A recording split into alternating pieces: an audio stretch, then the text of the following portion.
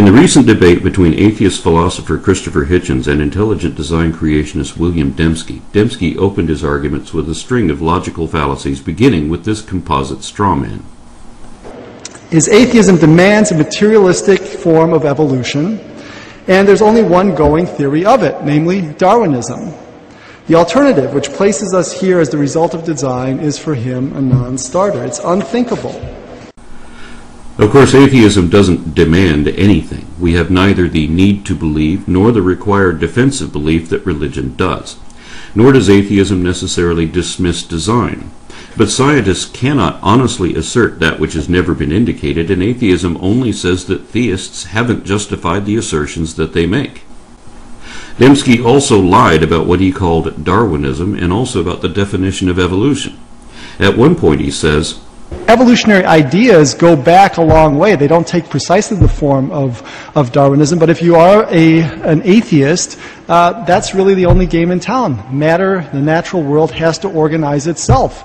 And if you look at the old creation myths, Enuma Elish, the Greek creation myths, Hesiod's theogony, what you find are natural forces, the cosmic egg, the waters, Tiamat and Apsu, sweet and salt waters in the Babylonian mythology, and they organize themselves, and then finally at the end you get Marduk, the prince of the gods. So you go from simplicity to complexity, and that's always the direction of evolution. This is another bald-faced lie, a whole bunch of lies rolled into one, in fact. Let me show you why. First of all, the Genesis fables go from simple to complex, yet obviously don't qualify as evolution, so Dembski's analogy is already absurd. But it gets worse than that when you read the other creation myths he mentioned, because they start out complex and actually simplify from there, opposite of what he said. It is true that anything which can be changed or revised can be improved and thus become more complex, not that increased complexity is necessary for evolution. But we know that mythologies have been retold many times over with subtle embellishments occasionally added, so these old stories have evolved in a sense, but not in the way that Dembski wants us to realize. First of all, Hesiod's theogony may be contemporary to Genesis 2, but Enuma Elish is the oldest creation myth known to archaeology and has many other myths associated with it, which are all older than the Bible, yet written by the very ancestors of the biblical authors. All these myths anthropomorphize natural events. Theogony gave human personalities to the earth and sky, while Enuma Elish declares a river to be the masculine lover of a feminine sea. Likewise, the Bible's book of Proverbs personifies wisdom as though she were a goddess. This is how most gods were created. But now let's look at what these stories actually say. In the Greek creation myth, we see that the same prophecy is shared at the birth of Zeus as with Moses and Jesus, that the child shall overrule the current lord if not killed in infancy. The men of the earth were also cursed by the God of gods for their discovery of forbidden knowledge. Whether it is the acquisition of fire or the release of evil from Pandora's box, there are parallels to Genesis 2. But theogony shows parallels with the New Testament too, because the god Prometheus is crucified to atone for the sin of man.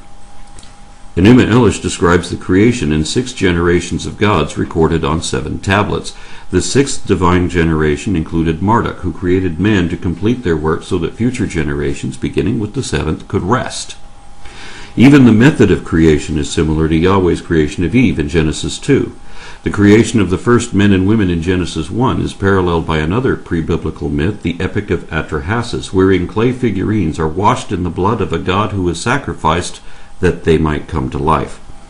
All of these evidently inspired the familiar revisions which are eventually compiled into the Bible.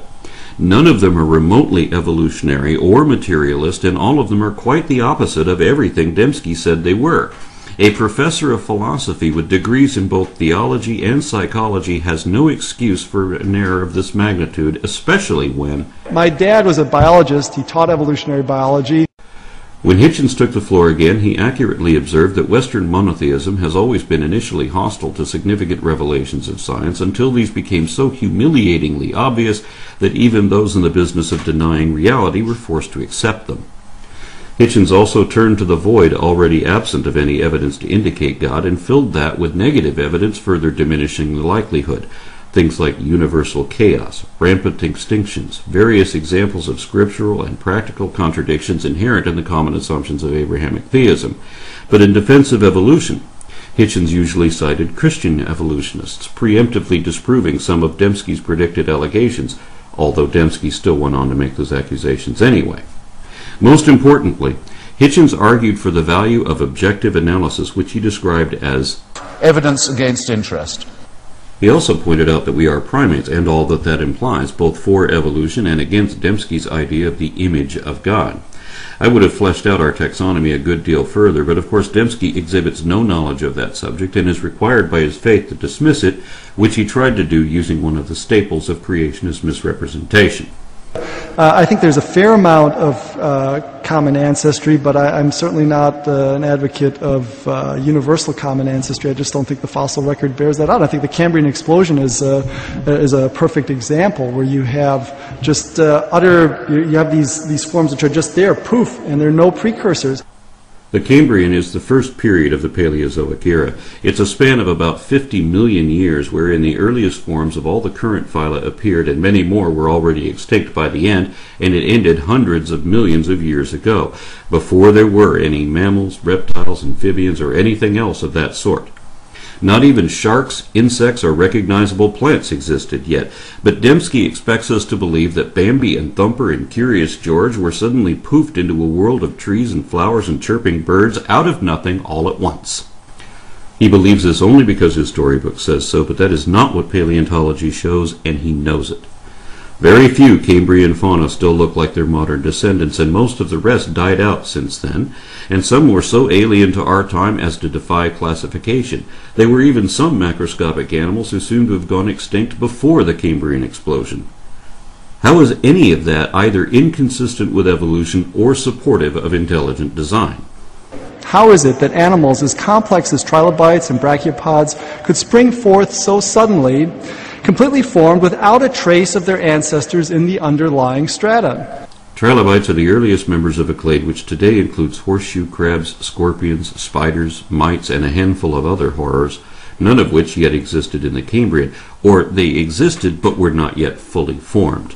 All these groups were derived during the Cambrian, along with Eurypterids and aglaspids, earlier xiphosaurs with a dozen or so eyes on their tails of all places, and many other crazy things which survived that age, and all of them are found in a chronological sequence implying stages of development from trilobites. Even if we forget about all these subsequent or descendant groups, the family of trilobites alone eventually grew to include roughly 15,000 species, and those are just the ones that are still recognizable as trilobites. Yet all of them were already gone millions of years before the first dinosaurs appeared. How is that inconsistent with evolution, or indicative of a divine design? And incidentally, trilobites do have Precambrian precursors in the underlying strata. It's a not quite trilobite, not fully formed. It doesn't even have eyes yet. So Dembski is definitely lying when he tries to cite the Cambrian explosion as either a challenge to evolution or indicative of design, and he can't pretend not to know better because... I was raised in a largely secular home, a biologist father who taught evolutionary biology. Ultimately, Hitchens hit Dembski with one of my favorite questions, wherein he lists some of the other facts of evolution and cosmology, which we can actually prove to be true of our position, and challenged his opponent to do the same. What is true of your view? Of course, Dembski had no way to answer this question, so he ignored it too. He quite wrongly assumed that Hitchens' rejection of God was a result of accepting evolution. As I have already shown, this is the first and foremost of the foundational falsehoods of creationism. Dembski based his entire presentation on his own rejection of evolution. He denies evidence of any type, all on the same excuse that that doesn't prove anything. Thus he ignores everything which only evolutionary science can explain, while forgetting that his religious alternative explains nothing. Note that the full positive case for God's existence can and should be fleshed out. Typically, such a case flows from critical reflection on the big questions of life. Why is there something rather than nothing? Where did we come from? Where are we going? Why should we take morality seriously? Why is the world comprehensible to our minds? Why does mathematics, presumably a human invention, have such a precise purchase on physical reality? Each of these questions can, in my view, be answered better with an atheistic than an atheistic worldview. But of course, religion doesn't answer any of these questions with any measurable degree of accuracy like only science can, and in my view, cosmology and evolution do a better job of that in each of the cases he mentioned. Dembski claimed to have ample evidence of his intelligent design alternative, but failed to list any of it. He seems to think that complaints about evolution, misunderstood and misrepresented, could somehow count as evidence of miraculous creation. He criticized Hitchens' skepticism, but gave no explanation why the audience should assume the same conclusions that Dembski does, nor could he, since he admitted in the debate that his own conversion was based on emotion rather than evidence. And without presenting any evidence at all, Dembski said that his argument had somehow already established the existence of God. But all he did was assume God, and assume that everyone else assumed the same thing, without reason, since he had none to give. Neither did he refute any of the points Hitchens actually made, either on stage or in his book, yet he claimed to have just done so while we were watching. I've watched the video again a couple more times since then, and no, he didn't. Less than halfway into his opening comments, an obviously delusional Dembski has evoked at least a half a dozen logical fallacies and lied no less than 9 times so far, but hasn't yet presented any sort of case and was already claiming victory. I know what you're all thinking. Since the evidence for evolution is so underwhelming, and since Hitchens has hitched his wagon to evolution, shouldn't he now be ready to abandon evolution and consider the existence of God? The one thing Dembski did make clear, albeit unwittingly, was that his position was based on circular arguments and assumed conclusions, left unquestioned. Because even if his critiques were all correct, they still wouldn't imply a divine designer, and whenever we do not yet know the real explanation, we cannot simply throw up our hands and say that it happened by magic. But this is what Dembski expects us to do. His argument depends on an absurd, false dichotomy, and it only deteriorated from there. Hitchens started off very slowly, but picked up steam as things progressed. I feel suddenly combative and engaged. While Dembski seemed increasingly weak, confused, even discouraged with how indefensible his seemingly unexamined belief obviously is. Soon he added equivocation to his list of logical fallacies already in play, and ultimately tried to project his own faults onto an opponent who will not share them. Hitchens exhibits a very selective concern for truth. What seems to matter most to him is not whether a claim is true, but whether it makes a good stick to beat religion. Change the last word of this lie, and Dembski is describing himself.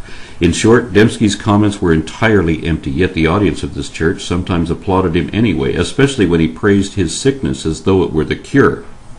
Dembski apologized for the evils ordered or condoned by God throughout the Bible, but failed to realize the obvious implications of that.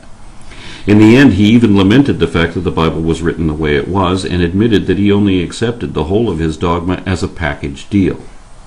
In summary, Dembski seemed to ignore every point that Hitchens had made, and made no points of his own which Hitchens did not adequately address. Dembski wasn't prepared to debate the man, but apparently only wanted to critique his book. I mean, what poisons everything? Is it religion? I would say, get a mirror and look at it. We all poison everything. That's right, Bill. And as someone with your education should know, religion is a human construct and is thus poisoned. So you're critiquing the wrong book. This one is full of poison, and is so obvious about it that it threatens anyone who realizes that with a fate worse than death. That's how we know it is dishonest, because it tells you to believe something beyond reason, without reason, and against all reason, regardless whether any of it could even be true or not. Knowing only this should be enough for you to reject religion.